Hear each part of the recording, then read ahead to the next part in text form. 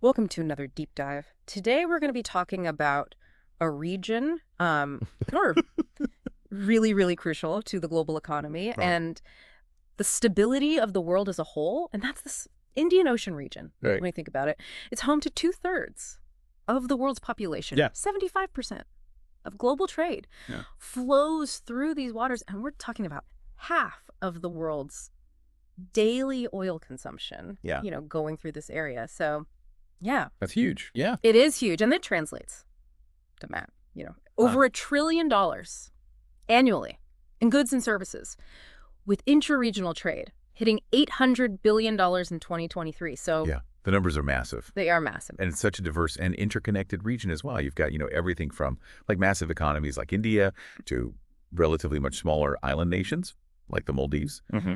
And they're all connected by this ocean, and they all rely on it in different ways. And so understanding how this region functions and the kind of dynamics at play there is going to be really crucial for anyone who's trying to sort of grasp global geopolitics. Central organization that we're going to be talking about today is the Indian Ocean Rim Association, or IORA. Yeah. And it brings together nations from Asia, Africa, Australia, bordering the Indian Ocean. Right. So it's a really diverse group of countries with a lot of different interests. Yeah. But they're all, they all recognize the importance of cooperating in this crucial maritime space. Yeah, and what's interesting is it's been around for quite a while, actually. So it was founded in 1997. Mm-hmm. But it hasn't always been sort of as prominent as some other regional organizations. But I think that's starting to change. And one of the reasons for that is that India is slated to assume the chairmanship of IORA in November 2025. Yeah, and that really signals India's growing interest in the Indian Ocean region and the sea. It's a big opportunity for them to kind of shape the agenda of the organization. Yeah. Right. And they've already indicated some of their priorities, including strengthening IORA's financial footing, integrating technology for better data management, and developing these specialized academic programs that are focused on maritime affairs. So it seems like they're really trying to make the organization more effective, more proactive, and really kind of step up its game. So that's what we're going to be looking at today. We're going to provide, hopefully, a comprehensive understanding of where IORA is right now, the challenges that it faces, and how India's leadership could potentially impact the future of the organization, given the regions. Massive economic expansion and strategic importance. Right. So where should we begin? I think a good place to start would be by examining some of the core challenges that IORA is currently facing. Yeah. And that'll give us a better sense of sort of the context in which India's chairmanship is going to take place. What's the big challenge? I think the most fundamental challenge is funding. Okay, so how does IORA get its money? Its operational budget is primarily supported by contributions from its member states. Okay, so like United Nations or similar. Yeah. But the problem is that a lot of those member states are developing countries with limited resources, so they're not always able to contribute as much as they would like to. Who are the members that can contribute more significantly? You have sort of your wealthier members. Sure.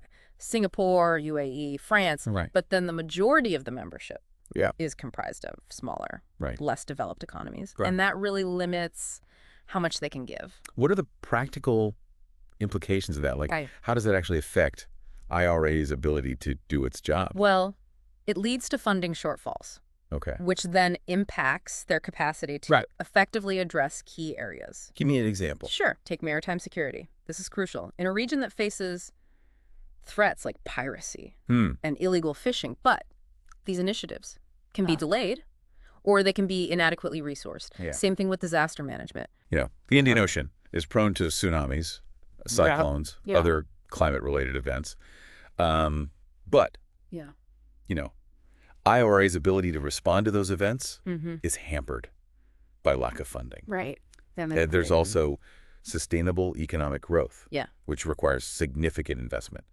And things like infrastructure and education. But again, that's something that IORA struggles with because they just don't have the money. Yeah, so it's a kind of a precarious situation to be in. Constantly relying on these variable contributions from member states. Exactly. And it undermines financial sustainability, right, which then makes it very difficult to plan for the long term, right, and to implement, impactful programs. It's interesting because, I can understand why member states might be hesitant to give a lot of money to IORA because they have their own domestic priorities. They have their own regional concerns. And then, it's always going to be a tough sell to say, hey, we need to contribute more to this broader organization when you have PYR, immediate needs at home. Absolutely. And I think that's a key challenge.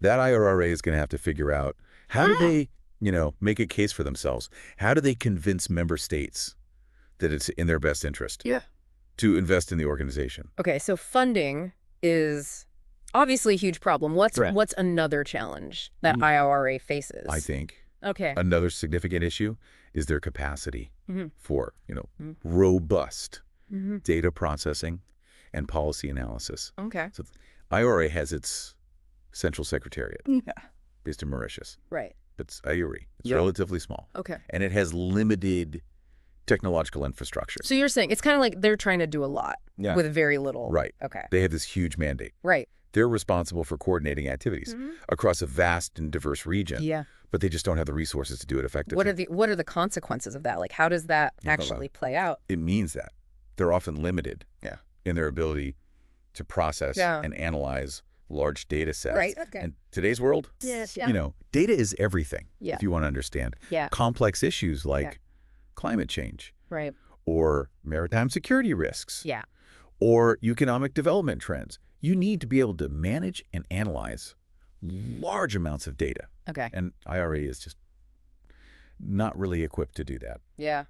It's interesting because you would think that in this day and age, that would be like one of the first things that an organization like that would invest in. Absolutely. Building up that data infrastructure. And there's so much potential there. I mean, you could use, satellite-based monitoring. You could use AI-driven analytics to track maritime activities, predict potential crises. Right. But that IRA just hasn't been able to make those investments. And that's going to put them at a disadvantage. Absolutely. Especially as the region becomes more complex and the challenges become more sophisticated. Right. Okay. So we've talked about funding. We've talked about data. What's another area where IRA could improve? I think another key area is greater involvement from the private sector and industry. So when you say private sector, you're talking about businesses. Yeah, businesses, industries that operate in the region. Give me some examples. Sure. So we're talking about shipping, marine tourism, oil and gas, fisheries, all these sectors that are fundamental to the Indian Ocean's blue economy. So that's everything. Yeah. It's a huge part of the economy. Happening in the ocean, basically. Oh, right. Okay. And these industries, they have a lot to offer. Right. They have expertise. They have capital. They have innovative solutions. Right. But they're often not integrated into IORA's policymaking processes. Really? Yeah. So they're not at the table when decisions are being made? Sometimes they are. Okay. But not always. And I think that's a problem. Why? Well, because it means that Yeah. IORA is missing out on valuable insights and practical solutions. Right. It also means that they're not, tapping into the financial resources of the private sector. Right. Which could be a huge help in terms of funding some of their initiatives. It seems like a missed opportunity on multiple levels. Exactly. Okay, so we talk about some of the challenges that IRA faces. Yeah. Let's shift gears a little bit now. Okay. And talk about India. Right. Because, as we mentioned earlier, India is going to be taking over the chairmanship of IORA in late 2025. Yeah. India has this vision called Security and Growth for All in the Region, or SAGR. Right. So how does SAGR align with IORA's objectives? SAGR emphasizes things like maritime security, economic prosperity, cultural connectivity in the Indian Ocean region.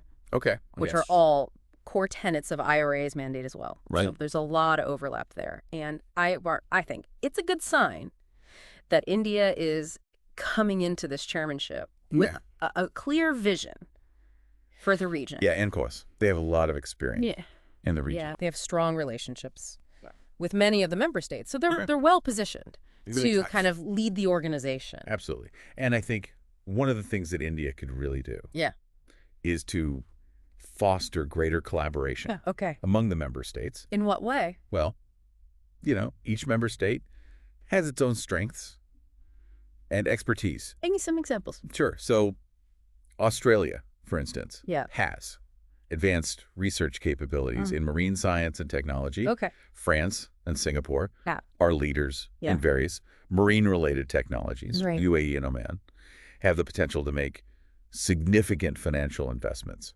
Okay. in areas where IORA needs more resources. Okay. You have countries like Okay.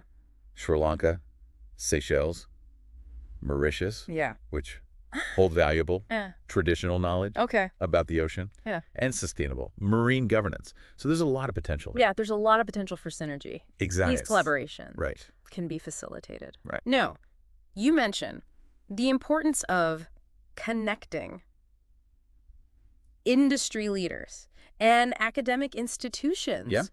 Why is that so important? Well, I think it's crucial. Like- Long-term sustainable development Right. in the region. Okay. Industry has the practical experience, Right. the on-the-ground knowledge. Right. Academia has the research capacity, the educational resources. Okay. And by bringing those two together, Yeah. you can create a really powerful force for innovation. Okay. And you can start to develop a skilled workforce Right. that's capable of meeting the needs of the growing blue economy. Yeah, because I mean, it's not just about protecting the ocean, it's also about using the ocean in a sustainable way to, create jobs, to create economic growth and so on. And that's going to require people with specialized skills. Exactly. And we need to start thinking about that now because the demand for these skills is only going to increase in the coming years. So what kind of skills are we talking about? Everything from marine engineering, marine biology to even things like marine accounting. Marine accounting. Yeah. I've never even heard of that before. It's a growing field. Oh, because as the blue economy expands, Yeah. you need people who understand the financial aspects. Right.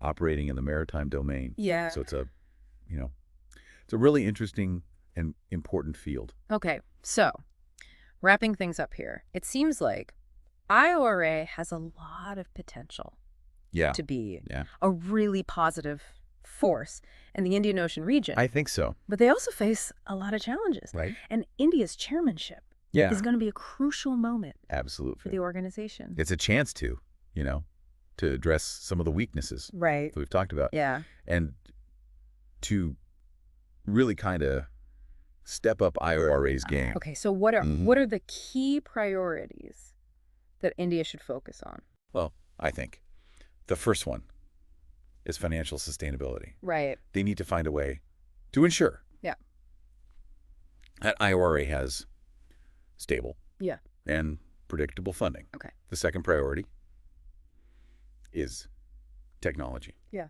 They need to invest in better data management and analysis capabilities. Okay. And then the third priority is capacity building. Okay. They need to support education and research initiatives that are focused on the blue economy. So basically, they need to invest in people. Yeah. They need to invest in technology, and they need to figure out a way to pay for all of it. Exactly. And if they can do that, then IORA could become a really compelling model for regional cooperation, not just in the Indian Ocean, more broadly as well. Right. And that's a really important point because, the Indian Ocean region is becoming increasingly strategically important. And IORA could play a really vital role in fostering stability and promoting growth in this dynamic environment. So I guess the question for you, the listener, is how do you see India's chairmanship playing out? Do you think that they'll be able to address these challenges and make IORA a more effective organization? We'd love to hear your thoughts. Yeah, and especially for those of you who are preparing for the UPSC exams. This is a really important topic to be aware of. Exactly. So, yeah, think about it. Do some research. Yeah. And let us know what you think. Be sure to like and subscribe to The Deep Dive and leave a comment below with your insights and any questions that you have. Deep Dive into the Indian Ocean Rim Association was based on information from The Hindu. Thanks for joining us. Thanks for listening.